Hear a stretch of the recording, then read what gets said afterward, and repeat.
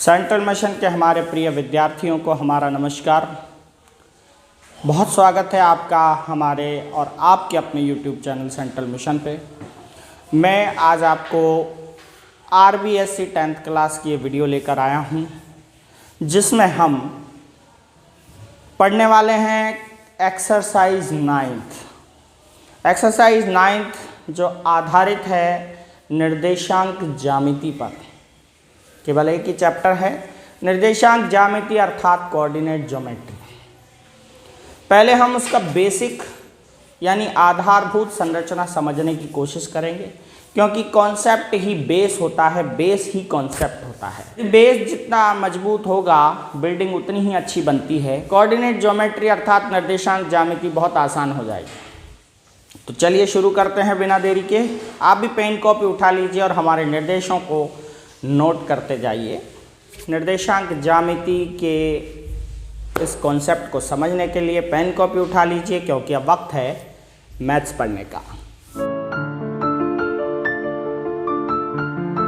बच्चों, निर्देशांक ज्यामिति में सबसे पहले ये जो शब्द आ रहा है निर्देशांक यानी कि कोऑर्डिनेट, क्या होता है पहले हम वो समझते हैं। कोऑर्डिनेट दरअसल दो संख्याओं को कहते हैं जो एक बिंदु की स्थिति को बताती है, यानी पॉइंट को लोकेट करने के लिए हमें जिन दो संख्याओं की आवश्यकता पड़ती है, जिन दो नंबर्स की ज़रूरत पड़ती है, वो कोऑर्डिनेट होते हैं। मान लीजिए एक ग्राफ है और इस ग्राफ में ये दो अक्ष खींचे जाते हैं, इनमें ये पॉइंट है। तो इस पॉइंट को लोकेट करने के लिए, इसको बताने के लिए हमें दो नंबर्स की ज़रूरत पड़ेगी, और वो जो दो नंबर्स आएंगे, एक यहाँ से होगा यानी इस एक्सिस से, इस अक्ष से होगा, और एक यहाँ से होगा। उन दोनों नंबर्स को ही हम निर्देशांक अर्थात कोऑर्डिनेट कहते हैं। ये बात आपको अच्छे से समझ लेनी चाहिए कि जो दो नंबर्स हैं उनमें पहला नंबर एक्स एक्सिस का होता है और दूसरा नंबर वाई एक्सिस का होता है। ये एक्स अक्ष कहलाता है और ये वाई अक्ष। पॉइंट कहीं भी हो सकता है। पहला नंबर जो हमें है एक्स अक्ष का लेना है और दूसरा नंबर हमें वाई अक्ष का लेना है। साथ ही ये जो लाइंस हैं हम जिन पे कोऑर्डिनेट को दर्शाते हैं उसे अक्ष कहते हैं। ये वाला जो है हमारा एक्स अक्ष होता है और ये जो खड़ी लाइन है यानी कि वर्टिकल लाइन जो है वो वाई अक्ष कहलाती है, ऊर्ध्वाधर रेखा। और ये जो लाइंस हैं जिस जगह मिलती हैं उन्हें हम मूल बिंदु कहते हैं। मूल बिंदु अर्थात ओरिजिन, ये ओरिजिन है और इसके कोऑर्डिनेट, क्योंकि ये भी एक बिंदु को लोकेट करता है, पॉइंट को लोकेट करता है, तो इसके कोऑर्डिनेट हमेशा 0 0 होते हैं। यानी ये हमेशा 0 से स्टार्ट होता है, x का भी 0 होता है और इसका y का भी 0 होता है। ये दोनों कोऑर्डिनेट अर्थात निर्देशांक कहलाते हैं मूल बिंदु के। इसके बाद चलते हैं, ये जो चार भाग हमारे लाइन खींचने से होते हैं इन्हें हम चतुर्थांश कहते हैं, यानी कि क्वाड्रेंट।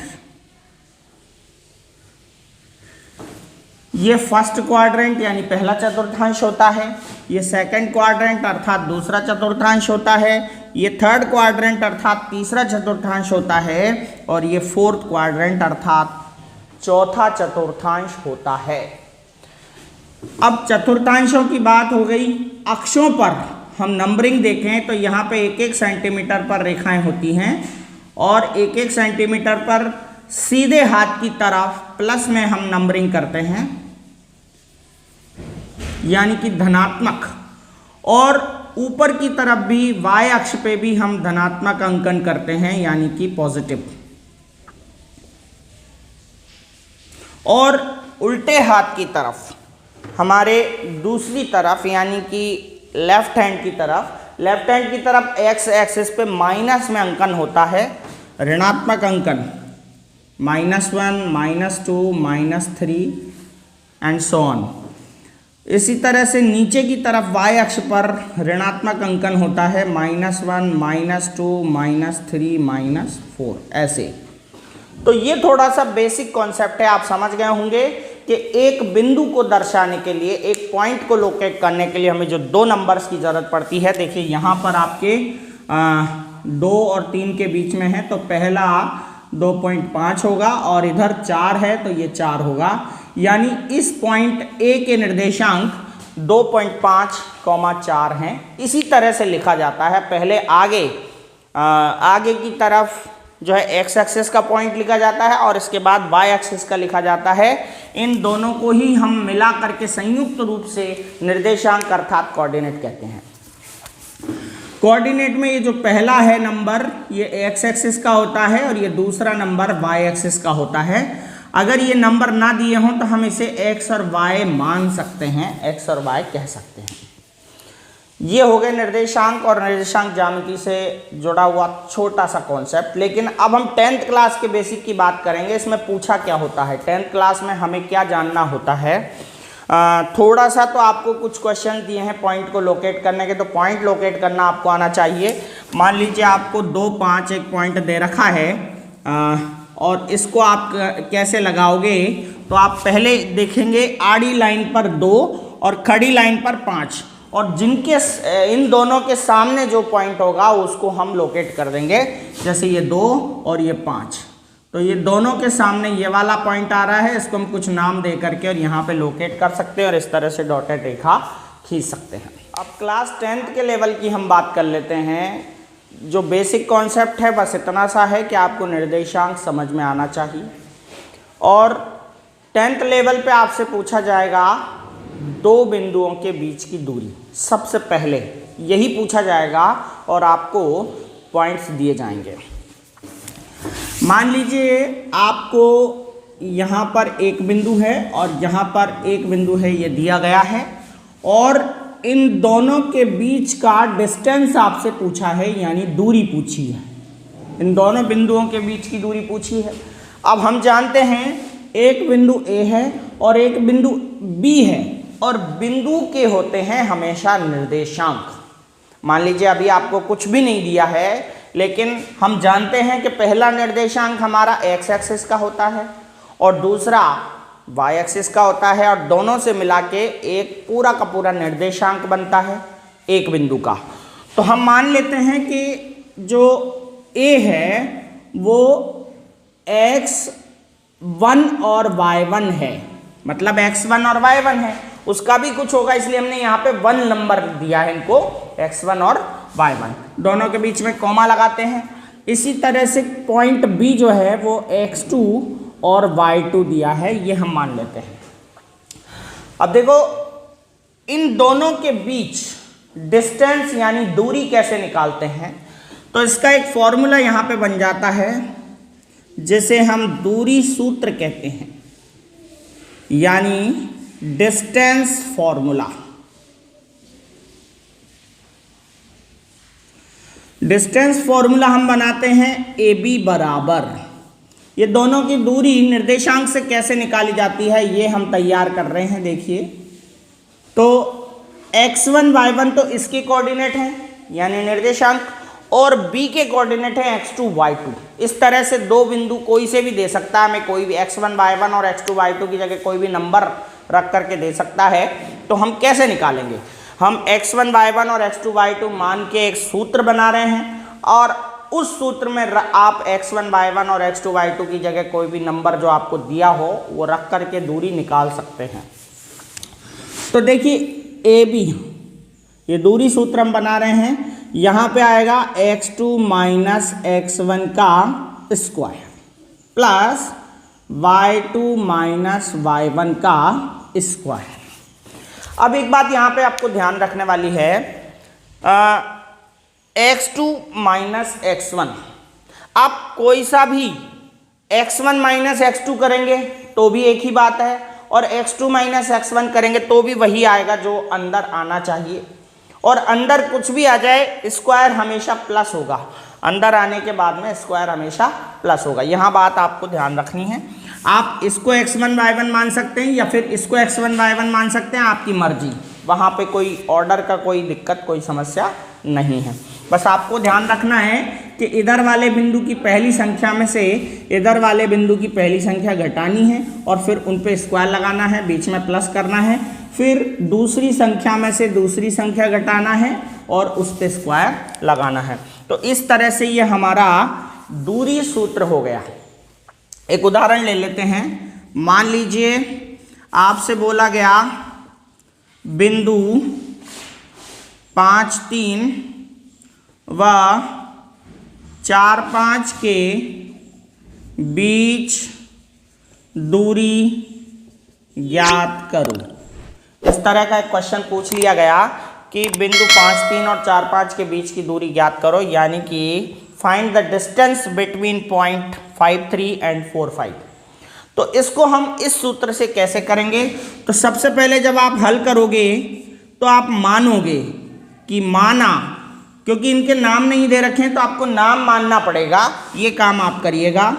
माना ए तो हो गया आपका 5, 3 और बी हो गया 4, 5 हैं। Let A 5, 3 and B 4, 5। इन दोनों को हमें ए बी मानना है। फिर यहाँ पर आपको दूरी सूत्र लगाना है। दूरी सूत्र से फ्रॉम डिस्टेंस फॉर्मूला आपको फॉर्मूला लगाना है। पहले x2 minus x1 square plus y2 minus y1 square. इस तरह से ये फॉर्मूला लगा करके आपको यहाँ पे ए बी लिखना है और इसमें वैल्यू पुट करनी है, यानी जो हमें दिया गया है वो रखनी है। अब आप अगर भूल जाएं कि x1 y1 क्या होगा और x2 y2 क्या होगा, तो आप लिख सकते हैं यहाँ पे जो आपको क्वेश्चन दिया है वहाँ पर आप पेंसिल से लिख सकते हैं x1 y1 x2 y2। इस तरह से लिख करके आप ध्यान रख सकते हैं। और आप इसको x2 y2 लिखें और इसको x1 y1 लिखें तो भी कोई प्रॉब्लम नहीं है, देयर इज नो प्रॉब्लम। आप देखिए हमें तो वैल्यू पुट करनी है बस। तो देखिए पहली संख्या माइनस पहली संख्या यानी 4 माइनस 5, 4 माइनस 5। अगर यहाँ पर ये जो बाद में लिखी जाने वाली संख्या अगर माइनस की होगी तो माइनस और माइनस मिला के प्लस हो जाएगा, बस इसको ध्यान रखिएगा, और अन्यथा माइनस ही रहेगा। और इसके ऊपर क्या है? स्क्वायर है प्लस। अब आपको y2 माइनस y1 करना है तो y2 आपने ये लिया है, तो 5 माइनस 3 दूसरी संख्या माइनस दूसरी संख्या 5 माइनस 3 का स्क्वायर। तो इस तरह से आपको तीसरी स्टेप में करना क्या है? तीसरी स्टेप में आपको दोनों को घटाना है या जोड़ना है। ध्यान रखिएगा, दिमाग में कई कमज़ोर बच्चों को ये रहता है कि इसको घटाया जाए या जोड़ा जाए। तो आप ध्यान रखिएगा कि दोनों संख्याएं अगर एक जैसे चिन्हों वाली हैं, सेम साइन हैं, तो फिर जोड़ना है, और अलग अलग साइन हैं तो घटाना है। याद रह जाएगा, सेम साइन मीन्स जोड़ना है और अलग अलग साइन है मतलब घटाना है। यहाँ पर देखिए ये प्लस है और ये माइनस है तो घटाना है। घटाने पे आपका बचेगा 1, -1 बचेगा। बड़ी संख्या का साइन माइनस है और -1 का स्क्वायर हमेशा क्या होगा? प्लस होगा, +1। तो किसी भी माइनस संख्या बचे या प्लस बचे हमेशा स्क्वायर प्लस में ही आएगा, तो कोई टेंशन वाली बात नहीं है। 1 बचा, 1 का स्क्वायर 1 होता है और प्लस। अब डायरेक्ट करिएगा घटा करके और स्क्वायर करके यहाँ लिख दीजिएगा। और 5 में से 3 गए क्योंकि यहाँ भी अलग अलग चिन्ह हैं, तो यहाँ भी आपके घटेगा और घटाने के बाद 2 बच रहा है यानी 2 का स्क्वायर होता है 4, तो ये हो गया 4। अब हम इन दोनों को जोड़ देते हैं तो ये आ गया 5, और 5 का स्क्वायर रूट नहीं निकलता है, वर्गमूल नहीं निकलता है, तो यहीं पे आप लिख दीजिएगा इसको मात्रक यानी यूनिट, क्योंकि दूरी जो है हमेशा किसी ना किसी इकाई में मापी जाती है तो अपन को लिखना है। अगर मीटर में पूछा गया तो मीटर में लिखना है, सेंटीमीटर पूछा है तो सेंटीमीटर लिखना है, और कुछ नहीं दिया गया है तो आपको केवल मात्रक लिखना है। That's it. यही बात है दूरी ज्ञात करने में। आगे हम अगला भाग लेते हैं जिसमें कुछ और चीज़ें हम बताने वाले हैं, आप फिलहाल इनको नोट कर लीजिए। अब देखिए हम दूरी निकालना सीख चुके हैं। एक बिंदु से दूसरे बिंदु के बीच की डिस्टेंस फॉर्मूला है √x2 minus x1 square plus y2 minus y1 square. इसमें हम दो बिंदुओं की वैल्यूज़ पुट करके दूरी निकाल सकते हैं। अब आपको क्वेश्चन कैसा दिया जाएगा?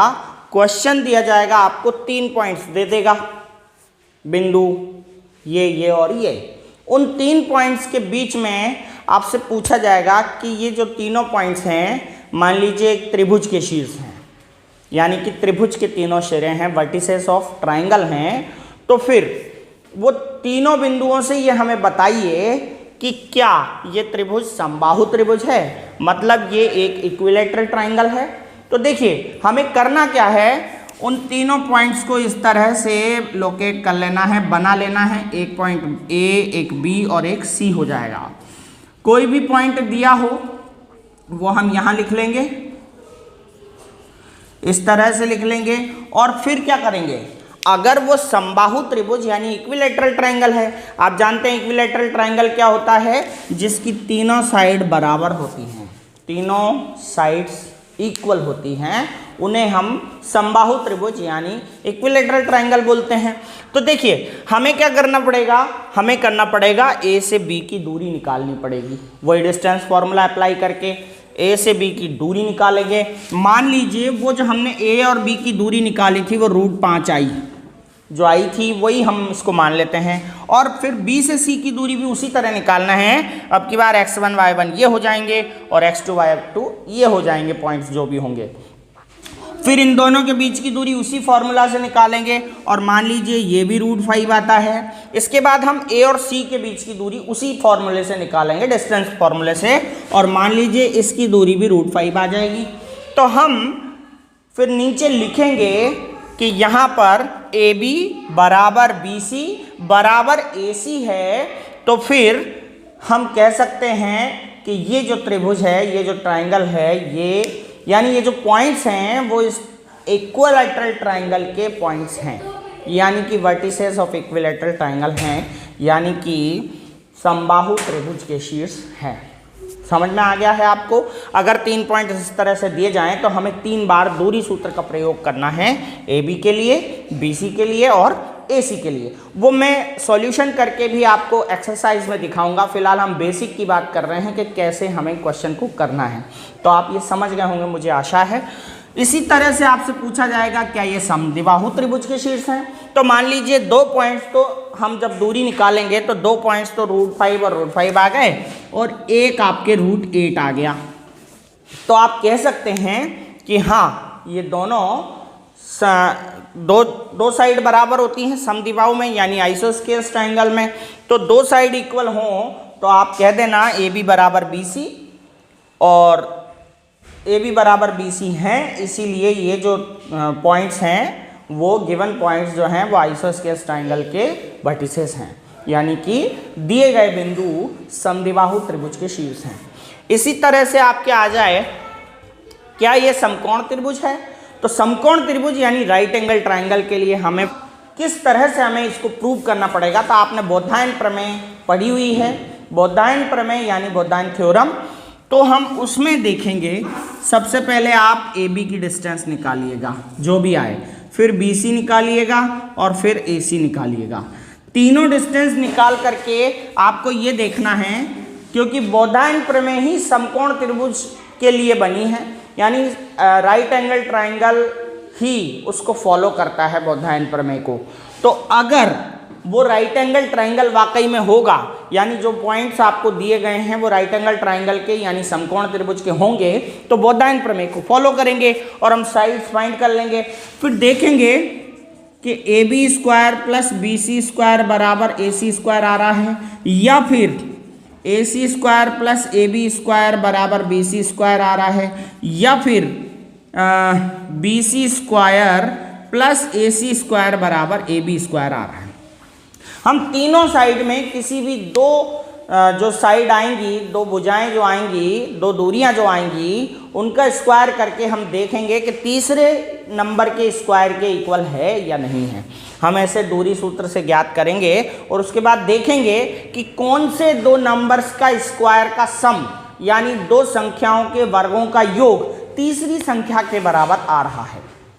जिसमें भी आ जाएगा हम कह देंगे कि ये भैया पाइथागोरस यानी बोधायन थ्योरम को फॉलो करता है, इसीलिए ये एक समकोण त्रिभुज है। और अगर तीनों कंडीशन में वो फॉलो नहीं कर रहा है इसको, तो फिर वो समकोण त्रिभुज अर्थात राइट एंगल ट्रायंगल नहीं है।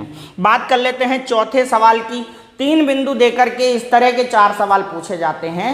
चौथा सवाल पूछेगा क्या वह तीनों बिंदु संरेख हैं। संरेख मतलब कोलिनियर हैं। कोलिनियर का मतलब क्या होता है कि तीनों बिंदु ए, बी और सी एक ही लाइन पे हैं क्या। तो एक ही लाइन पे हों इसका पता कैसे चलेगा, हमें फिर से वही दूरी निकालनी पड़ेगी, ए बी, बी सी और ए सी। तीनों दूरियां जब हम निकाल लेंगे तो ध्यान रखें कोई भी 2 दूरियां तीसरी दूरी के बराबर आनी चाहिए। अगर वो बिंदु तीनों बिंदु संरेख हैं तो आप देख सकते हैं एक ही रेखा पर A B plus B C बराबर ए सी होना चाहिए। अगर वो वाकई में किसी एक लाइन पर रखे हुए हैं, कोलिनियर मतलब एक ही लाइन पर पॉइंट लोकेट हो, तो A B plus B C बराबर ए सी आना चाहिए, या फिर A C plus B C बराबर ए बी आना चाहिए, या फिर A C plus A B बराबर बी सी आना चाहिए। यानी कोई भी 2 संख्याओं का योग तीसरी संख्या के बराबर अगर आ जाता है तो हम कह सकते हैं कि दीज पॉइंट्स आर कोलिनियर, यानी जो बिंदु दिए गए हैं वो संरेख हैं। तो ये 3 बिंदुओं से संबंधित सवाल हैं और आगे की जो भी कॉन्सेप्ट हैं, क्वेश्चंस हैं, हम अगली वीडियो में लेकर आएंगे। वहाँ आई बटन पर आप क्लिक करके उस वीडियो को देख सकते हैं। Thank you so much video को देखने के लिए। अगर पसंद आया तो लाइक ज़रूर कीजिएगा और शेयर भी कीजिएगा। धन्यवाद।